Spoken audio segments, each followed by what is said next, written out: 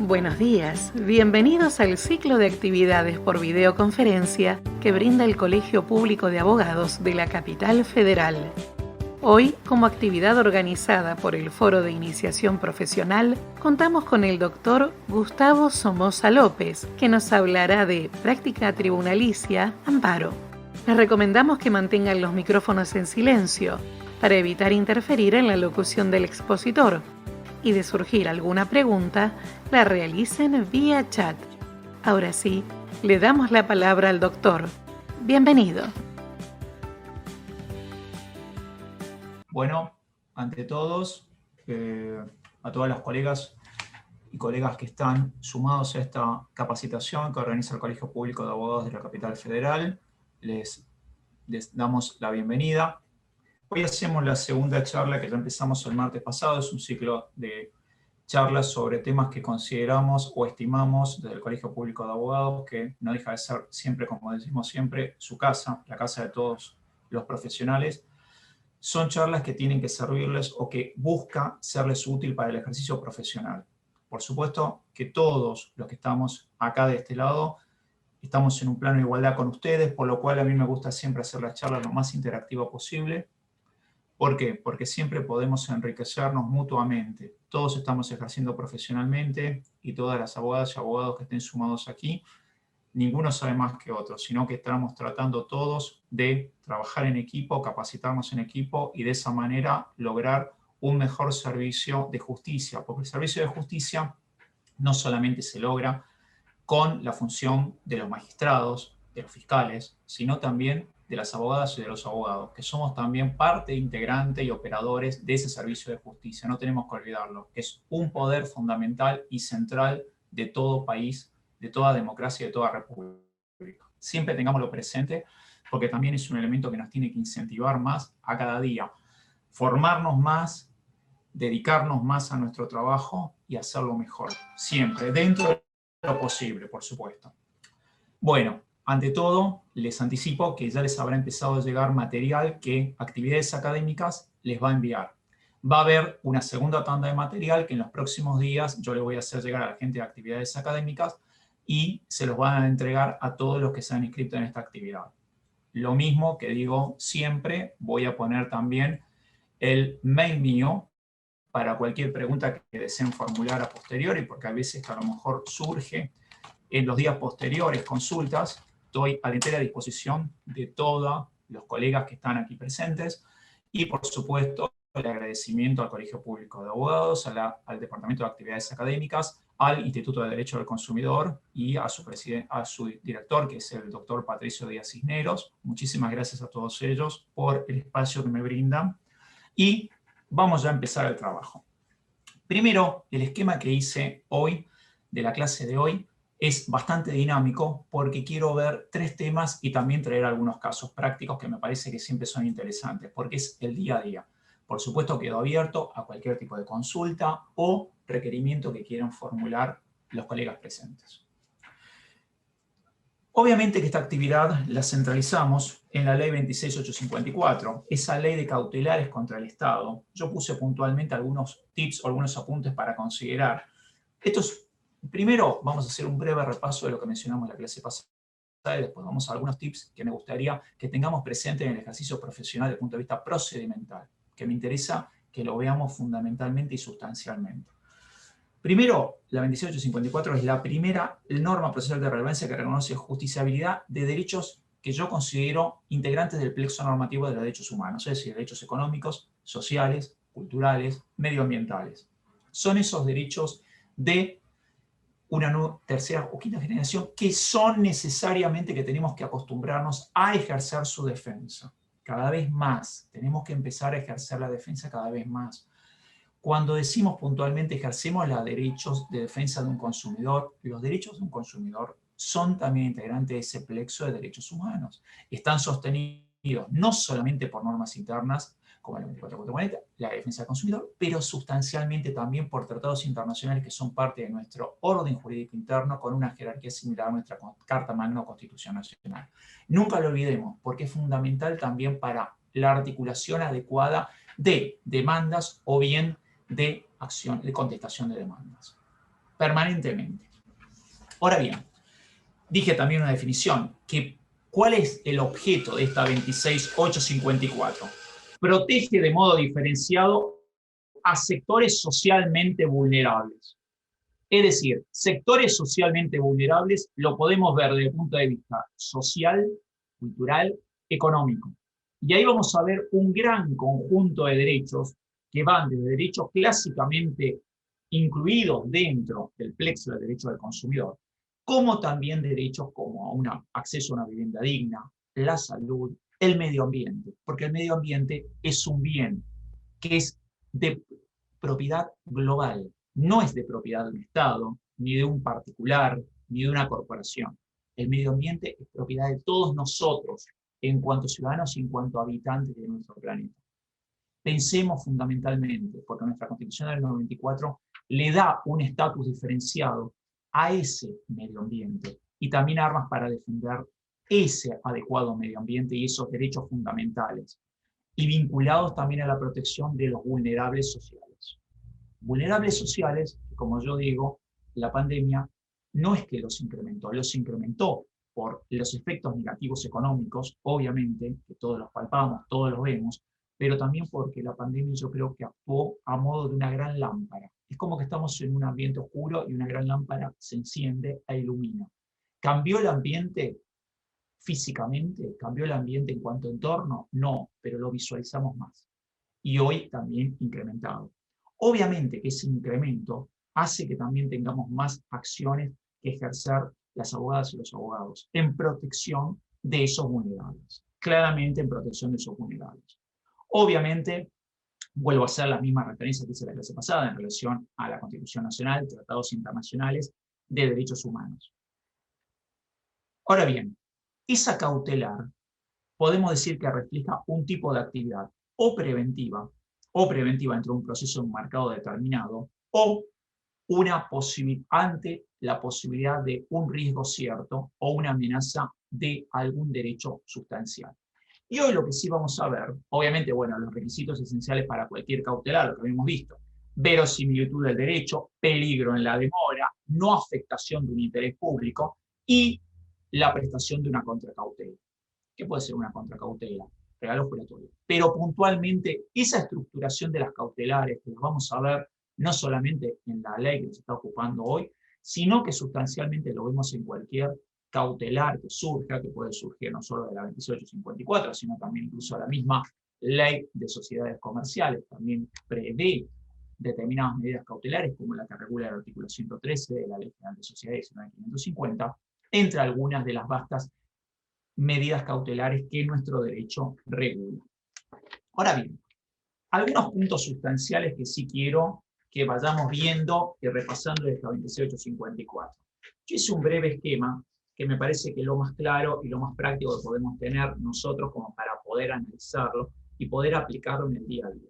Primero, recapitulando algunas de las cosas que hemos visto en la clase pasada, algo que surgió también de los casos que hemos comentado la clase pasada y que hemos enviado a los mails de ustedes a través del mail de actividades académicas. Claramente tenemos que analizar cuál es el ámbito de aplicación de esta ley 2854. Podemos decir genéricamente que es toda actuación u omisión, es decir, o acción u omisión. ¿De quién? Del Estado Nacional o de entes descentralizados, o bien que estén solicitados por ellos. Es decir, el puntapié inicial para que podamos utilizar las herramientas que la 2854 nos concede como profesionales, tiene que tener como punto de partida una acción u omisión de un órgano estatal, de un organismo estatal, o bien de un ente descentralizado. Pero también estas medidas que prevé la 2854 pueden ser también pedidas por alguno de estos órganos estatales o entes descentralizados, claramente.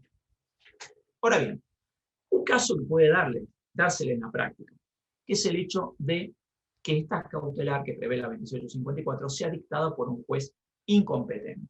Obviamente, lo que es el principio general, no solamente en cuanto a la aplicabilidad de esta ley, sino en todo el derecho, es que obviamente el juez no competente deberá abstenerse de decretar cautelares en una causa que no es de su competencia. Esa es la regla. Pero esta ley, en su artículo número 2, prevé excepciones. Y las excepciones yo quiero que las veamos, pongamos foco en esas excepciones, porque no son excepciones menores. Son excepciones que pueden darle la posibilidad a ustedes de iniciar esa medida cautelar. ¿De acuerdo? ¿Cuáles son esas excepciones? Cuando quien la esté peticionando o cuando la eficacia de esa medida cautelar peticionada por nosotros como profesionales tenga como objeto de protección sectores socialmente vulnerables, o bien se encuentre comprometida la vida definida según la Convención Interamericana de Derechos Humanos, la salud, o un derecho de naturaleza alimentaria, o un derecho de naturaleza ambiental. ¿Se acuerdan cuando definimos la clase pasada cuál era el objeto central de esta ley? ¿Cuál era la gran innovación de esta ley? Bueno, muy vinculada a los sectores vulnerables, muy vinculada a estos derechos que, a mi modesto entender, integran parte de ese plexo normativo de derechos humanos. Derechos humanos con un concepto moderno de derechos humanos, que es un avance desde la Declaración Universal de Derechos del Hombre del 45, ha sufrido un enriquecimiento con nuevas normas jurídicas y también con jurisprudencia de tribunales locales cuanto internacionales. Ahora bien, otro punto importante, ya vimos competencia e incompetencia, ya vimos que puede ser dictada por un juez incompetente, puede ser dictada por un juez incompetente, eso lo encontramos regulado en el artículo número 2 de la 26854, ¿de acuerdo? Ahora bien, un tema que me gustaría también puntualizar, idoneidad en cuanto al objeto de una pretensión cautelar dentro del marco de la 26854. Ahora bien, siempre tenemos que con posterioridad a la interposición de una determinada demanda, se puede solicitar la adopción de una determinada cautelar. ¿Para qué? Para asegurar el objeto del proceso. Obviamente, acá no hay una diferencia sustancial con cualquier otra cautelar que podamos plantear en el ejercicio de nuestra profesión en otras áreas del derecho. ¿Qué requisitos tiene que tener esa medida cautelar que nosotros peticionamos? Tiene que ser indicada de manera precisa, de manera lo más clara posible, lo más precisa posible, el perjuicio que se intenta evitar, el tipo de medida que se pide y el cumplimiento de los requisitos para que procedan, que son los que mencionamos hace unos instantes. Pero sustancialmente tenemos que ser muy precisos. El hecho, a ver, una deformación que tenemos todos como abogadas y abogados es escribir mucho. Tenemos que ser muy puntuales, muy precisos, muy determinados. El hecho de que escribamos algo concreto y conciso en 7 carillas no implica que no tenga más riqueza desde el punto de vista de un paper para presentar esa cautelar que una cautelar escrita en 20 hojas. No piensen que la cantidad hace a la calidad. Sí tenemos que ser muy precisos. ¿Qué quiero decir? No tenemos que divagarnos, tenemos que centralizarnos y focalizarnos. ¿Cuál es lo que queremos proteger? ¿Y por qué consideramos que esa ley que a lo mejor pedimos a través de esta cautelar, que no se prosiga en su aplicación, o bien una cautelar clásica, ¿por qué la estamos peticionando? ¿Por qué? Porque esa va a ser la posibilidad, yo siempre digo, es como la llave para abrir la puerta. ¿Cuál es la llave para abrir la puerta? La precisión y claridad que nosotros tengamos en nuestra presentación. ¿Y para abrir cuál puerta? La admisibilidad o no por parte del juez. ¿De acuerdo? Tema importante que tenemos que tener presentes todos.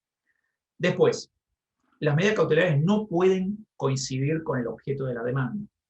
¿Por qué? Porque no vamos a buscar un dictado de una sentencia, una antesentencia, podemos decir, o una sentencia previa. Nosotros vamos a tratar de evitar un perjuicio ulterior y tenemos que justificar ello.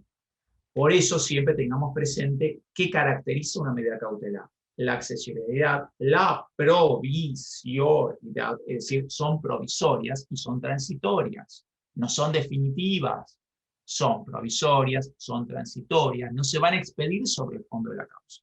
Pero por eso es la precisión que tenemos que tener cuando la pedimos, cuando la solicitamos. ¿Por qué? Porque si el juez lee nuestra presentación y nos surge claramente qué estamos pidiendo y por qué lo estamos pidiendo, ¿ustedes qué piensan? El juez lo va a rechazar en límite. Pensemos que nosotros tenemos mucho trabajo, pero los jueces también tienen mucho y a veces multiplicado por cada uno de las colegas y colegas que están aquí presentes. Por lo cual, tenemos que también facilitarle la comprensión. Hay veces que, yo siempre digo, hay hay estilos de ejercicio profesional. Hay colegas que a lo mejor dicen, no, yo quiero plantear una cautelar en 40 páginas. Fantástico. Si planteas la cautelar en 40 páginas, calculo que la demanda tendrá 400. ¿Por qué?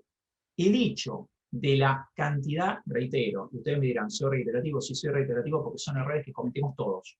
No me excluyo, lo cometemos todos. Siempre digo que el primer paso para mejorar profesionalmente es reconocer las limitaciones que todos tenemos, y puntualmente reconocer los errores que podemos mejorar. ¿Y cómo podemos mejorarlo? Y un poco, las charlas y capacitaciones del colegio público apuntan a eso, es decir, entre todos, en común, ver cómo podemos tener ideas o mejoras que van a surgir de todo el ejercicio profesional. Porque el ejercicio profesional es insustituible.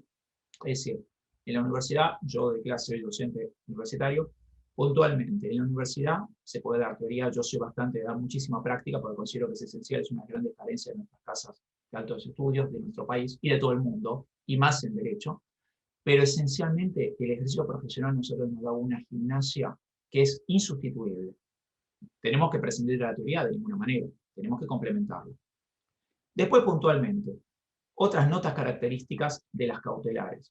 Sumariedad del conocimiento. ¿Por qué? Porque casualmente al ser limitada, al ser provisoria, al ser transitoria, al no expedirse sobre el fondo, es muy sucinto el conocimiento que pueda tener el magistrado interviniente o que la dicte o al que se someta el dictado de la petición de esa cautelar para poder avanzar sobre el tratamiento de lo que se está peticionando. Cosa juzgada formal, obviamente. Provisionalidad, mutabilidad o variabilidad de las precautorias. Vamos a ver que se puede solicitar un cambio, una modificación, incluso una extensión por un plazo determinado. Voy a explicarlo unos minutos más adelante. Y después discrecionalidad para resolver el tipo de medidas cautelares en cabeza del juzgado. Obviamente, ¿con qué marco teórico? En el caso este, por la ley 26854, claramente. Un punto importante que nos exige esta ley en su artículo número 4 es el denominado informe previo.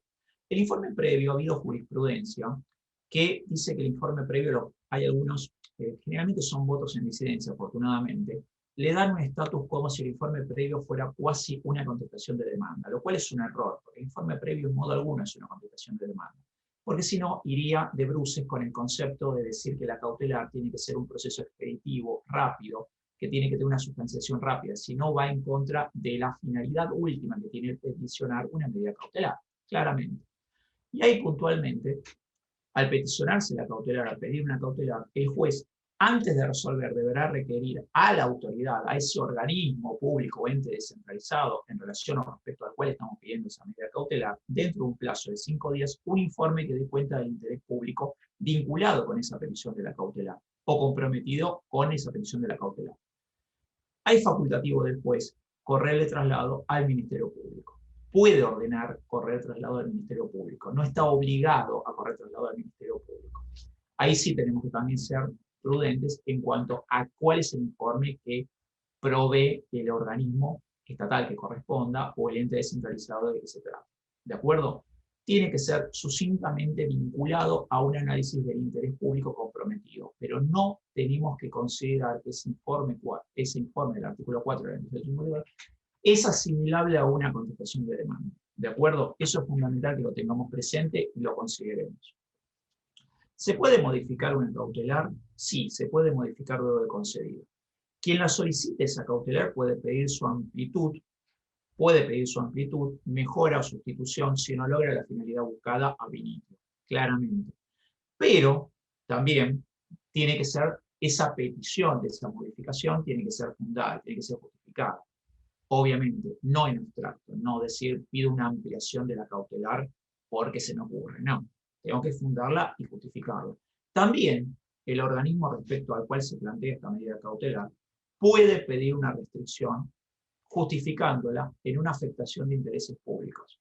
Siempre pensemos que cualquier cautelar que se dicte no tiene que vulnerar intereses públicos, porque el interés público está interpretado y considerado correctamente como un interés de toda la comunidad, no solamente de los peticionantes de una medida cautelar puntual, sino de toda la comunidad. Por ende, el interés público lo tenemos como algo intuitivamente a proteger permanentemente, lo tenemos que considerar como un elemento para proteger permanentemente y que no podemos en modo alguno obviar. Es decir, ¿Puede modificarse la medida cautelar? Puede modificarse, tanto por quien lo peticiona como en relación a aquel contra el cual se pide la medida cautelar. ¿De acuerdo? En ambos casos tiene que estar debidamente justificado. En el caso del Estado, tiene, en el caso del particular, generalmente porque va a pedir una modificación, porque la cautelar inicialmente pedida no cubre las posibilidades o no logra la finalidad buscada ab initio, como dije hace unos minutos. Y el Estado, ¿por qué? Porque puede pedir una restricción de esa medida cautelar, una disminución de la cautelar inicialmente concedida por el juez. ¿Por qué? Por estar afectando o vulnerando los intereses públicos propios de la comunidad en la cual ese Estado esté actuando. Otro elemento importante que tenemos presente en todas las cautelares es la denominada contracautela. Obviamente, hay dos tipos de cauciones que podemos dar, lo sabemos todos, o bien una caución real o bien una caución personal. En este caso, ¿por qué sería? Por las costas y por los daños y perjuicios que eventualmente esa medida cautelar que estoy peticionando pueda ocasionar. En el caso de la caución personal o caución juratoria, ¿en qué caso solamente es admitida? Es admitida cuando la situación que se busque proteger con la petición de la medida cautelar esté vinculada a algunos conceptos que ya hemos visto ya desde la clase pasada. Vida digna, utiliza la ley, el término y la jurisprudencia aplicable a la materia de acuerdo a la Convención Interamericana de Derechos Humanos. Yo insisto, creo que incluso podemos recurrir a muy buenas definiciones que da la Corte Suprema de Justicia de la Nación, que da muy buenas definiciones y pone muy en el centro lo que es la vida y el proyecto de vida dentro de todo el andamiaje jurídico de nuestro país, lo cual me parece muy interesante y es algo que nunca debemos que perder de vista. Es decir, la actuación del abogado y el abogado tiene que tener como fin último la protección del proyecto de vida de cada uno de nosotros y de cada uno de nuestros clientes. No lo olvidemos nunca. Bien, puntualmente, esa caución juratoria o esa caución personal versus la caución real solamente va a ser viable, solamente se va a pedir cuando estemos buscando la protección de derechos tales como la vida digna, la salud, derechos de naturaleza alimentaria, o bien vinculados a derechos vinculados con la naturaleza ambiental o el medio ambiente. ¿De acuerdo? Después, puntualmente, ¿en qué casos no se exige la prestación de una contracautela? Porque sabemos desde la carrera de grado, siempre nos han dicho, cuando tenemos una medida cautelar, siempre debemos otorgar una contracautela. Bueno, 2854 prevé excepciones en las cuales no es necesario pedir o exigirse esa contracautela. ¿Cuáles serían? Si la medida, si quien obtiene esa medida es el Estado Nacional o un ente descentralizado del mismo. Es decir, si quien tiene u obtiene esa medida cautelar es el Estado Nacional, un ente descentralizado, claramente no va a haber una exigencia de esa contracautela. Después, en el caso, segundo caso, en el cual no se va a exigir esta contracautela, cuando el peticionante litigue con el denominado beneficio de litigar sin gastos. Es decir, con el denominado beneficio de litigar sin gastos. Ahora bien, dentro de la amplitud de esta ley 2854 en cuanto a cautelares contra el Estado, también tenemos un caso muy interesante que muchas veces lo omitimos, no por desconocimiento, sino tal vez por falta de práctica en el día a día o no ser tan habitual, que es el caso de que también a través de esta cautelar podemos pedir la suspensión de los efectos de una ley, reglamento, acto general o particular. Es decir, podemos también pedir la suspensión de una norma jurídica de alcance general o bien de alcance particular, como sería el acto administrativo individual. Con lo cual es interesante también porque puede surgir situaciones en las cuales nosotros consideremos que produce un agravio en alguno de los bienes o valores tutelados por el ámbito de aplicación de esta norma jurídica y pedir directamente la suspensión de la aplicación de una determinada norma, o general o particular, reitero. Y puntualmente, ¿en qué supuesto estaría habilitada la concesión, la petición, obviamente, y la posibilidad de tener la concesión de esta cautela? En los casos en que el cumplimiento o ejecución del acto ocasionara graves perjuicios. Graves perjuicios a quién? Al peticionante, obviamente. Tiene que, obviamente, haber la verosimilitud del derecho invocado. Verosimilitud de la legitimidad. ¿De qué? de esa norma jurídica o de ese acto general o particular. ¿De acuerdo? Obviamente también, al igual que la anterior descripción de cautelares, no tiene que haber una afectación del interés público. En ningún momento tiene que haber una afectación del interés público, porque si no iría contra la ratio legis de todo este cuerpo normativo. ¿Ok? Y después que la suspensión no produzca efectos irreversibles. Es decir, ¿yo puedo pedir la suspensión de una norma? Sí, en el caso de que me produzca que la ejecución o la aplicación de esa norma produzca un grave perjuicio. Pero tengo que tener al menos una verosimilitud del derecho invocado y de ese grave perjuicio. No tiene que haber una afectación al interés público, no tiene que haber una afectación al interés público, y tampoco deberá producir efectos irreversibles, es decir, efectos que no podamos a posteriori reparar. ¿De acuerdo? Después también podemos, a través de estas medidas cautelares, pedir lo que se llama una medida positiva. Una medida positiva. La medida positiva que implicaría que impone la realización de una determinada conducta por ese Estado, ese integrante del Estado Nacional o ese ente descentralizado del Estado Nacional.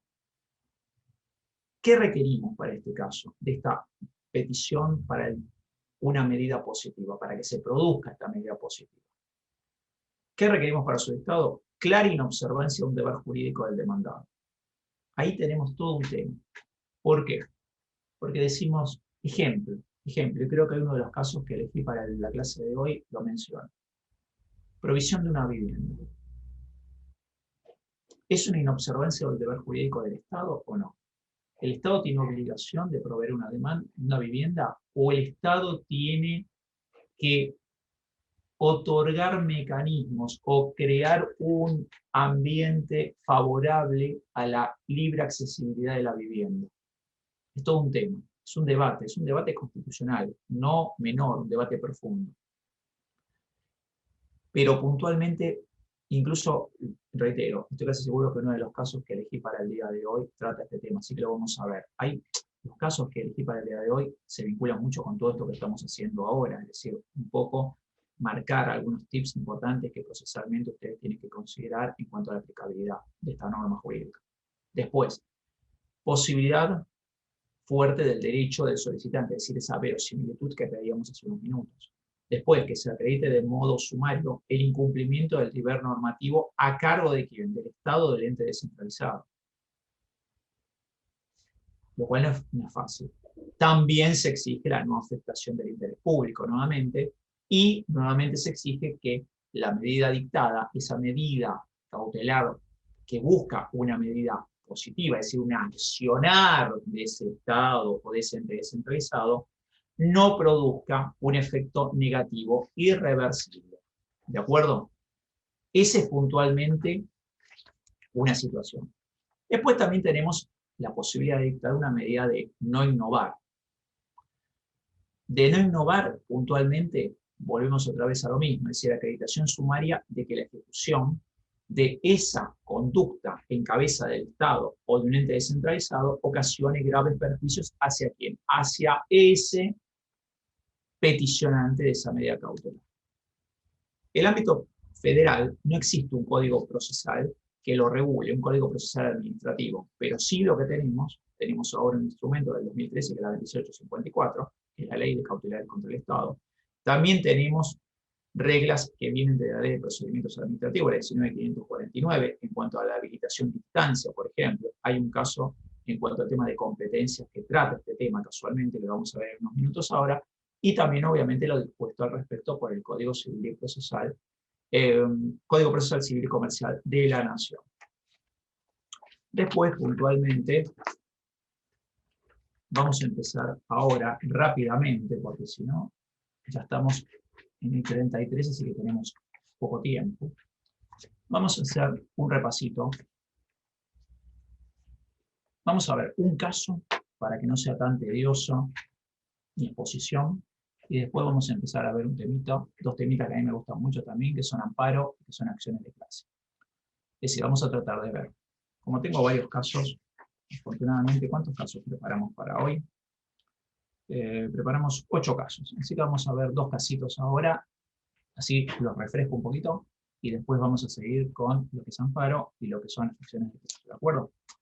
Primer caso. Primer caso, ustedes me dirán, está enloqueció, podemos decir que sí, pero no por este tema, en el cual puntualmente es un fallo de la Sala F de la Cámara Nacional de lo Comercial, que es del 11 de febrero del año 2020, los autos caratulados, el expediente es 26.800 del año 2018, autos caratulados Sampar, María Cristina. No es necesario que tomen nota, más que nada escuchen, porque después a través de actividades académicas les vamos a enviar todo este material a ustedes. Por favor, si alguno no lo recibe, hágalo llegar también el mail a actividades académicas, que la gente de actividades académicas, con la diligencia habitual que los caracteriza, se los va a enviar. Así que por favor, no duden eso. Igualmente, como yo les dije anteriormente, el mail mío para cualquier consulta al respecto de lo que estamos charlando en toda esta capacitación queda a la entera disposición de todos los presentes.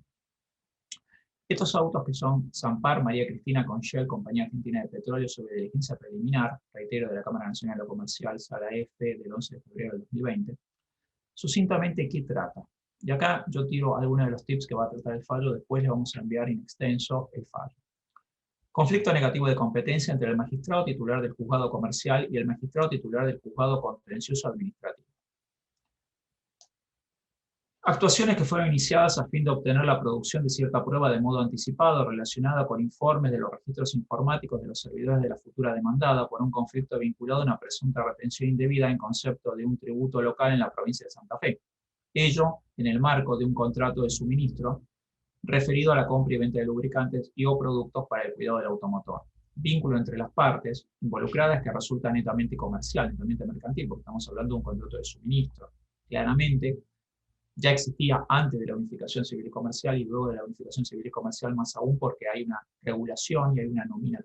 Es un contrato nominado, era un nominado, pero había vasta jurisprudencia. En definitiva, el Código Civil y Comercial no es un contrato de suministro, lo único que hizo fue receptar esa vasta jurisprudencia que había en los tribunales locales y a nivel país.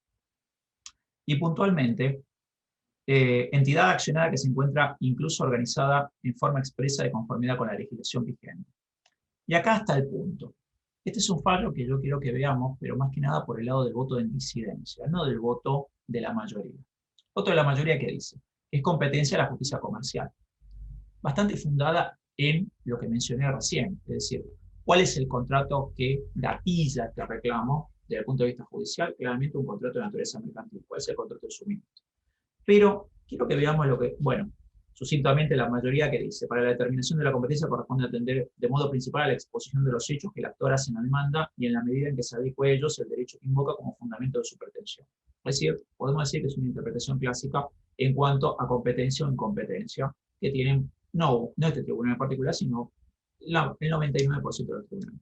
Pero sí quiero ver lo que dice puntualmente el voto de disidencia de la doctora Tevez, que dice: si bien podría razonarse que la ley 26.854 resulta operativa únicamente cuando el Estado Nacional es parte, lo cierto es que la Corte Suprema de Justicia de la Nación, mediante remisión al dictamen del Procurador Fiscal, falló por su aplicación en un conflicto donde una asociación de consumidores demandaba al hospital alemán, cuestionando el aumento en las cuotas y en el que el Estado no fue demandado. Tal circunstancia habilita su operatividad en casos como el presente, donde las partes no revisten el carácter de sujetos del derecho público. Acá empieza un tema que no es un tema menor, porque si vemos lo que nos dice el artículo 1 de la 2854, ámbito de aplicación, pareciera que no está lineal, pero ojo, tenemos una interpretación de la Corte Suprema que en un caso de derecho del consumidor, en cuanto a un bien de especial tutela o protección, ¿cuál es la salud? De sus autos vinculados al hospital alemán, el requerido. Tampoco obsta la aplicación del artículo 20 de la 2854, la circunstancia que en el presente caso no se requiera el dictado de una medida cautelar, es que por un lado el máximo tribunal en el fallo antecitado, mediante la remisión del dictamen de la Procuración, expresó que tal norma resultaba operativa en todo conflicto de competencia. ¿Y cómo lo resuelve este artículo 20 de la ley 2854? De la siguiente manera: todo conflicto de competencia planteado entre un juez nacional en lo contencioso administrativo federal y un juez de otro fuero, por ejemplo, en este caso era un juez del fuero comercial, de justicia nacional en lo comercial, debe ser resuelto por la Cámara Nacional de Apelaciones en lo contencioso administrativo federal. porque juzgo que no resulta este el fuero que deba dirimir, es decir, el fuero comercial, que deba dirimir el conflicto de competencia, debiendo en consecuencia remitirse las acusaciones a la Cámara Nacional de Apelaciones en el Proceso Administrativo Federal, a fin de que entienda en la cuestión objeto de estudio. Es una curiosidad, pero ojo, porque de esta curiosidad nos permite ver cuál es la interpretación, o cuál puede ser la interpretación del alcance del artículo 20 de la 2854, también la aplicabilidad de la 2854 a una causa en la cual no esté vinculado directamente un órgano estatal o un ente descentralizado. Porque la causa esta a la que hace referencia la doctora Tevez, citando un fallo de la Corte Suprema de Justicia de la Nación, es un fallo de derecho del consumidor, de una persona humana, en relación al hospital alemán. ¿De acuerdo? Por lo cual, tengámoslo presente. Por eso lo elegí. Por eso me pareció algo interesante para traerlo acá a debate. No se preocupen, después se los vamos a mandar a través de actividades académicas este fallo. Bien, ahora vamos a ver tema amparo. Rápidamente. Elegí para toda la exposición de hoy ser eminentemente práctico, ser puntual, por lo cual van a quedar muchas preguntas pendientes para todos los colegas presentes, por lo cual nuevamente los invito a que las formulen y las envíen al mail, o bien el mío, o bien el de actividades académicas. Bien, primero, puntualmente, podemos elaborar una definición de acción de amparo. Una definición de acción de amparo, por supuesto que todos los presentes saben que el amparo está regido por la ley 16.986, claramente. Pero vamos a ver algunos puntos que tenemos que tener presentes en el ejercicio profesional. Puntualmente, podemos decir que el amparo es una petición que se hace a un juez. ¿Para qué? Para defender derechos fundamentales. Podemos decir una definición, a ver, cuando digo acercar una definición, es una definición que sea asequible, simple, sencilla, y que nos permita llegar a analizar la institución. Siempre digo que para analizar un instituto determinado legislado, tenemos que acercarnos de la manera más simple posible. No compleja, simple. Tratemos de ser simples. Si simplificamos, podemos razonar. Si podemos razonar, podemos pensar la ratio legis. Si sabemos cuál es la ratio legis, cuál es la finalidad del legislador en una determinada norma, vamos a saber aplicarla. Siempre pensemos eso. Siempre tenemos que analizar una norma jurídica, pero exegéticamente, sí, pero exegéticamente teniendo como luz o como norte que nos guíe en esa interpretación exegética, que cuál es la finalidad por la cual el legislador dictó esa norma. ¿De acuerdo? Porque ahí vamos a saber si es una herramienta, siempre digo lo mismo, una norma jurídica, sea una ley, sea un decreto, sea la Constitución, sea un tratado internacional. Son herramientas. Es como somos mecánicos, tenemos que reparar un vehículo, vamos a tener una caja de herramientas. Las abogadas y abogados tenemos una caja de herramientas. ¿Cuál es? Todo el orden jurídico.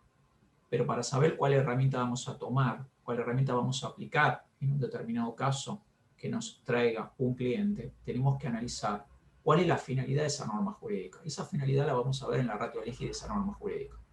Después vamos a ver si aplica o no aplica el caso. ¿De acuerdo? Es decir, es el razonar, no ser tan mecánicos. Tenemos que razonar, tenemos que analizar y tenemos que ser algo fundamental que muchas veces nos olvidamos. Tenemos que ser creativos. Siempre tenemos que ser creativos. Ser creativo no significa ser chanta. Ser creativo significa utilizar con criterio las herramientas que el orden jurídico nos da. ¿A través de qué? De esas normas. Leyes, decretos, ordenanzas, Constitución Nacional, tratados internacionales. O Constitución local, por supuesto. También la Constitución de la ciudad la tenemos como una norma que muchas veces se omite y que también confiere derechos para nuestros patrocinados no menores. Algunos derechos fundamentales son derecho a la vida, derecho a la salud, derecho a trabajar, derecho al medio ambiente. ¿De acuerdo? El derecho a la libertad también es un derecho fundamental, pero no vamos a ir nunca por la vía de amparo. ¿Por qué? Porque tenemos un instituto, que es el habeas corpus, por lo cual no podemos utilizar el amparo. ¿De acuerdo? Tenemos un instrumento específico que es el habeas corpus. Ahora bien, el amparo solamente se puede iniciar ¿contra qué? Contra actos que afecten o amenacen los derechos fundamentales. Vuelvo a decir derechos fundamentales y podemos decir, ¿podemos asimilar los derechos humanos? Sí, podemos asimilar los derechos humanos, porque ¿quién estaría en contra, a la luz del siglo XXI, que derecho a la salud, derecho a la vida, son derechos humanos fundamentales. Son derechos humanos fundamentales, por lo cual lo podemos simplificar de esa manera. Ya dijimos que tenemos una norma jurídica específica que regula lo que es el amparo. Esa norma jurídica específica es la 16986. Y puntualmente, cuando primero nos plantea cuál es el ámbito de aplicación del amparo. Perdón. El ámbito de aplicación del amparo. El ámbito de aplicación del amparo nos surge del artículo número 1 de esta ley, que nos dice que la acción de amparo será admisible contra todo acto u omisión. Nuevamente volvemos al concepto, acción o omisión. ¿Se acuerdan que en la 2854 ya también teníamos esa plataforma, ese punto de partida, acción o omisión? No pensemos solamente en la acción, también cuando el Estado no actúa y tiene un deber de actuar. Nosotros tenemos que ejercer los derechos, tenemos que plantear o peticionar la protección de los derechos de nuestros clientes, no solamente en casos de acciones, de vulneraciones directas a esos derechos fundamentales, sino también cuando la vulneración no viene de una acción, sino de una inacción por parte del Estado. Ahora bien, vuelvo otra vez, artículo 1, para que lo analicemos, lo desmenucemos entre todos. La acción de amparo será admisible contra todo acto u omisión de autoridad pública que, en forma actual o inminente, lesione, restrinja, altere o amenace con arbitrariedad o ilegalidad manifiesta. Requisito fundamental para la...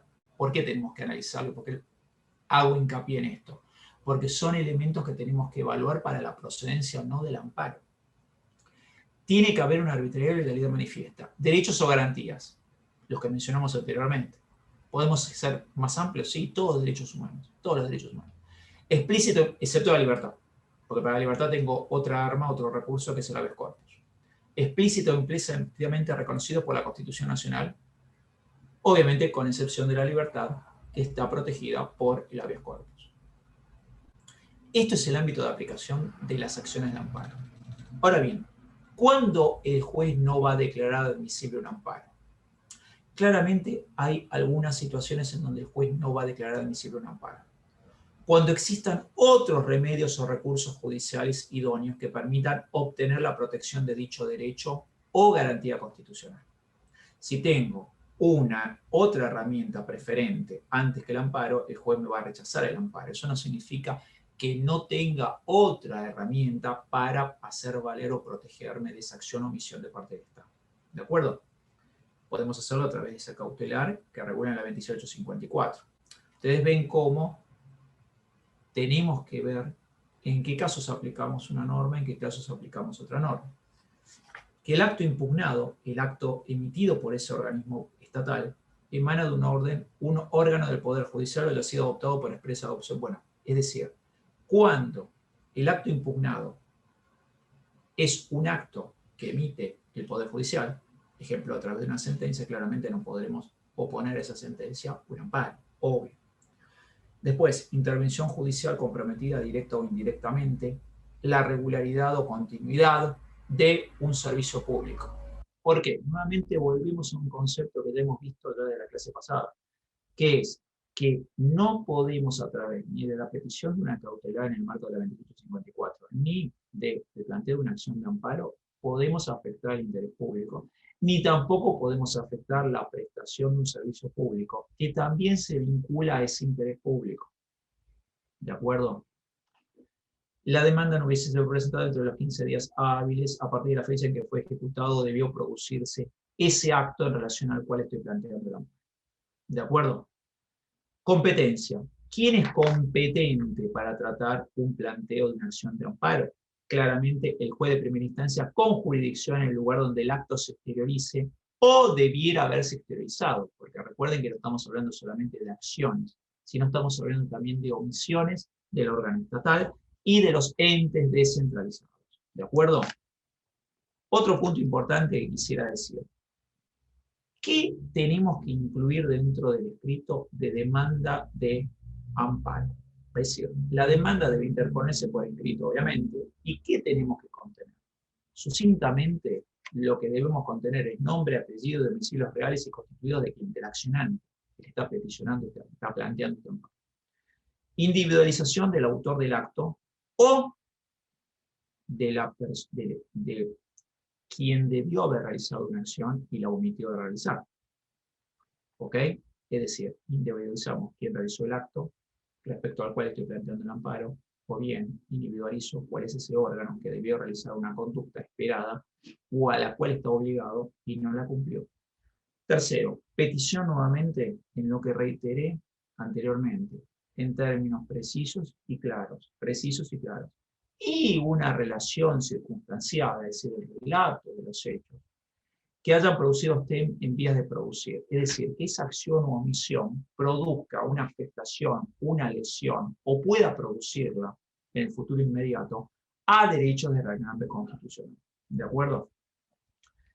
Bien, obviamente, en cuanto al tema de en el escrito, deberemos mencionar toda la prueba de que intentemos valernos y no podemos incluir dentro de las pruebas ofrecidas la absolución de posesiones. Y ahora vamos a, antes de seguir avanzando, una parte más, antes del cierre del día de hoy, vamos a ver dos casitos más, rápidamente. Segundo caso es un caso de la Cámara Federal de Rosario, Salá, del 17 de abril del 2020, autos caratulados Corben Motors Argentina, Sociedad Anónima contra FIP, DGI, sobre acción meramente declarativa de inconstitucionalidad. La ley 26854, les voy a mencionar las partes sustanciales de este fallo. La ley 26854, de medidas cautelares, en las causas en las que es parte o interviene el Estado Nacional, establece que las medidas cautelares no podrán coincidir con el objeto de la demanda principal. ¿Se acuerdan que lo habíamos mencionado como alguna de las características al inicio de la exposición del día de hoy?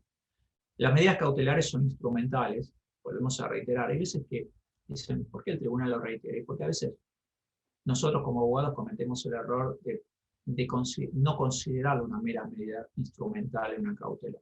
Y la cautelar no deja de ser una medida instrumental. No va a resolvernos el fin de la cuestión o el fin del problema, del conflicto que origina esa acción. Las medidas cautelares son instrumentales por cuanto carecen de un fin en sí mismas y se encuentran subordinadas y ordenadas funcionalmente a un proceso principal del cual dependen.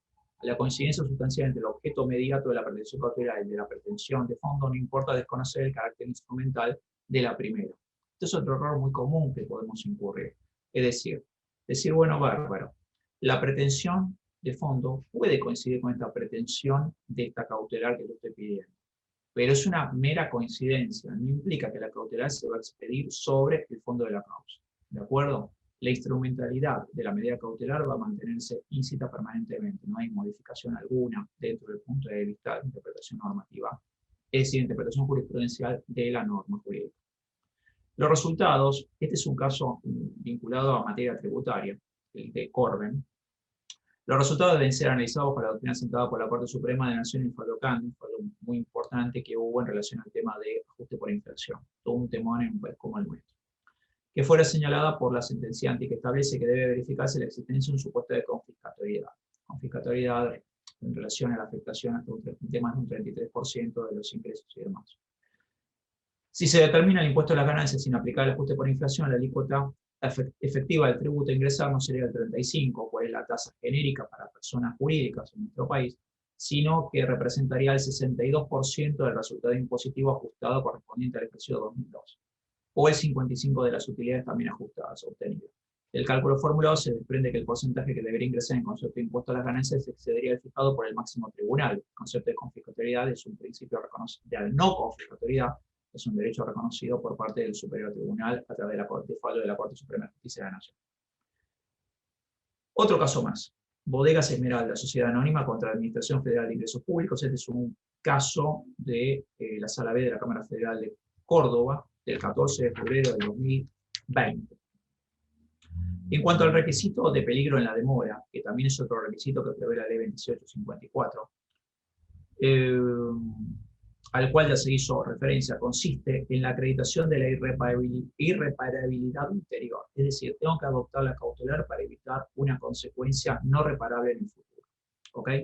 Dicha exigencia impone una precisión de la realidad comprometida con el objeto de establecer si efectivamente las secuelas que se producirían de no suspenderse la aplicación de las normas que pretenden evitarse podrían restar eficacia al ulterior reconocimiento del derecho a un juego originado por la sentencia dictada como acto final y extintivo del proceso. Asimismo, deberá ser analizado en correlación y proporcionalidad con el requisito anterior en el sentido que, ante mayor verosimilitud, cabe una menor exigencia en cuanto al peligro. Esto es importante, otra regla más para aplicar relaciones cautelares. A mayor verosimilitud, menor exigencia del peligro. Mayor verosimilitud en relación de que los derechos afectados por acciones o por omisiones. En relación al requisito de no afectación del interés público, que también está acá definido en este fallo, entiendo que dada la naturaleza de la medida cautelar que dispuesta, la misma no puede configurar lesión al interés público, ya que se encuentra circunscrita la situación de un contribuyente respecto a su situación en relación al pago de un impuesto a la ganancia, no a toda la comunidad. Esto es todo un tema, pero es una interpretación válida que ha hecho la Sala B de la Cámara Federal de Apelaciones de Córdoba. No es un tema menor, porque acá, ¿yo qué estoy haciendo? Estoy buscando en jurisprudencia definición de alguna de los conceptos tal vez más que puedan surgir o pueden generar más debate de la aplicación de la 2854 o bien de la ley de amparo. Después, otro caso más rápidamente, por el tiempo que tenemos que es muy reducido, así vamos ya redondeando con la actividad del día de hoy, es el expediente 28577 del 2019, autos gratulados FAD contra Producción y Trabajo Instituto Nacional de Tecnología Industrial. Es una medida cautelar autónoma, juzgado en la Contencioso Administrativo Federal número 11, es una sentencia del 18 de septiembre del 19, sentencia no firme. Ordena al Instituto Nacional es una medida cautelar innovativa, ordena al Instituto Nacional de Tecnología Industrial, el INTI, reincorporar al actor en los mismos términos y condiciones del contrato suscrito por el término de 6 meses previsto por el artículo 5 de la ley 28854.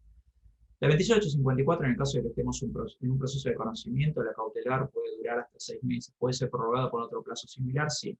Y en el caso de un proceso sumarísimo, la extensión de esa cautelar puede ser de 3 meses, que puede ser también prorrogada por otros 3 meses. En ambos casos, la prórroga peticionada tiene que ser debidamente fundada. ¿Okay? O incluso puede el magistrado interviniente otorgar una prórroga sin petición de parte en el caso de que encuentre un fundamento válido, sólido, sin que afecte, obviamente, el interés público, como siempre decimos, ni prestación de un servicio público.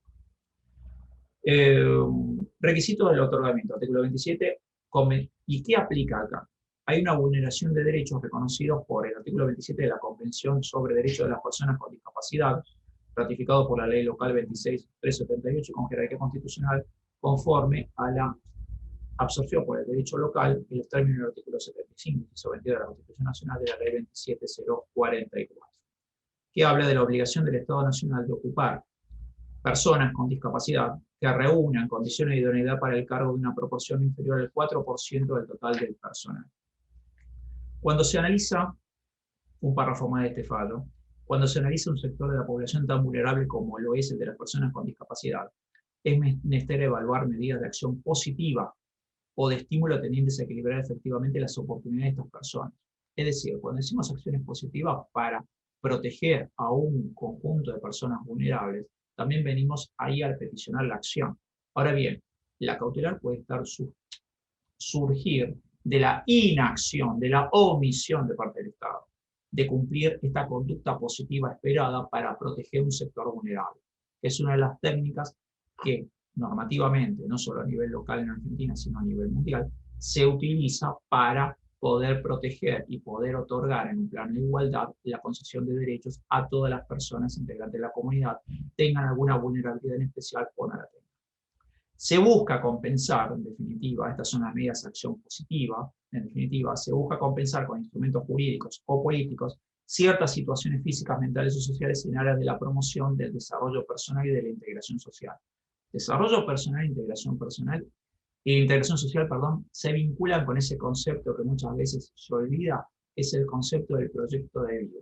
Proyecto de vida es un concepto que recepta la Corte Suprema, no en un fallo, en muchos fallos, y que puntualmente lo tenemos que tener como norte cuando estamos hablando de protección de derechos fundamentales en el ejercicio de nuestra profesión.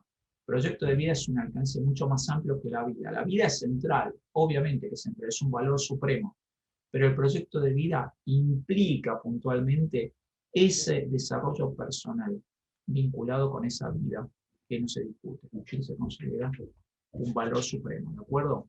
Pero también no olvidemos el proyecto de vida. La vida en abstracto no, la vida más ese proyecto de vida.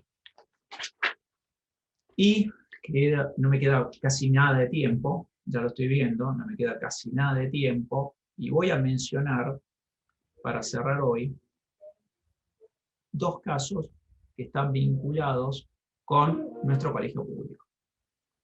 Uno, el de El expediente número 36.004 del año 2019, Colegio Público de Abogados de la Capital Federal con Estado Nacional, Poder Ejecutivo Nacional sobre acción de amparo, que tramitó en el Juzgado Nacional de Trabajo 76, 9 de octubre del 2019.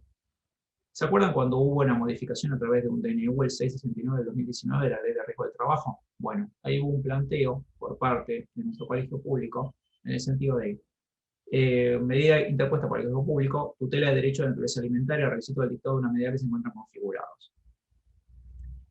Y puntualmente la parte que me interesa que veamos es la siguiente. Considero, por tanto, que los requisitos para el dictado de la medida cautelar establecidos por el artículo 13 de la 26854 se encuentran suficientemente configurados en esta etapa inicial, sin perjuicio de aclarar que este temperamento no implica en modo alguno adelantar un pronunciamiento, desde que la cuestión deberá ser objeto de tratamiento y decisión en etapa procesal oportuna, mediante el pronunciamiento que a tal fin se dicte. Claramente acá estamos dividiendo lo que es una cautelar de la definición de fondo de la causa ante el conflicto que se plantea.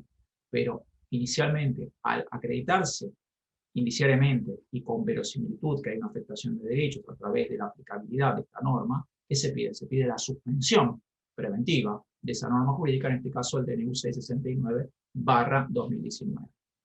Después, puntualmente, también vemos un caso más en que se utilizó la y es el último que voy a mencionar hoy, porque de lo contrario me van a desalojar acá del ámbito, no queremos tampoco eso, y que puntualmente es el caso vinculado al tema del coronavirus, que es la causa 10.068 del 2020, que es el incidente de medida cautelar en autos Colegio Público de Abogados de la Capital Federal contra Estado Nacional y otros, sobre amparo, ley 16.986 de la Cámara Nacional de Protección Administrativa Federal, Sala 3, es un decisorio del 23 de octubre del 2020.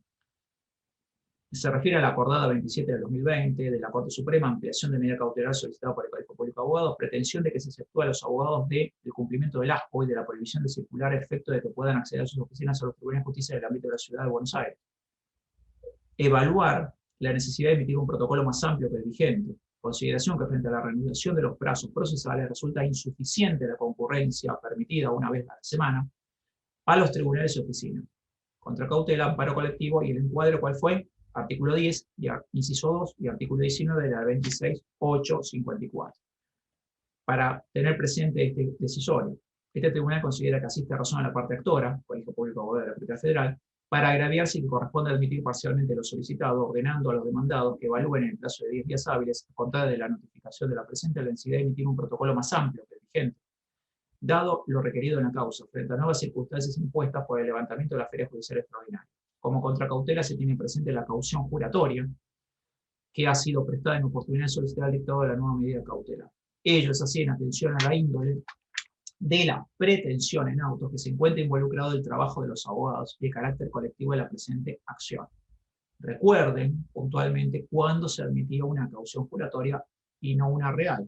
Y acá están dados los supuestos para admitirse esta caución juratoria y no real. Bueno, quedaron temas para ver, sí, quedaron temas para ver, pero bueno, lamentablemente esto no es la televisión, pero poco menos que la televisión, así que como dicen en la televisión, el tiempo es tirano, acá nosotros también tenemos el tiempo tirano, pero vamos a mandarle a través de la gente de actividades académicas todos los casos, luego voy a mandar más casos de los que hemos tratado acá, y también unos PowerPoint en relación tanto a la clase anterior como a esta clase, y nuevamente quedo a la espera de cualquier tipo de consulta, requerimiento, ampliación de temas en particular que quieran, a mi mail, que es quesomosa3@hotmail.com, o en su defecto al mail de actividades académicas, donde la gente de actividades académicas nos los va a hacer llegar y nosotros vamos a tratar de darle adecuada respuesta a todos los presentes. Desde ya, mi agradecimiento a todos los que se han sumado a estas actividades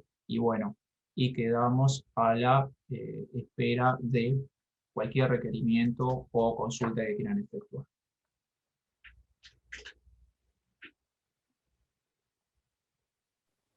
Muchas gracias, Gustavo. Te despedimos. Nos vemos el próximo martes con la próxima charla del foro. Hasta luego. Gracias. Tengan buena jornada.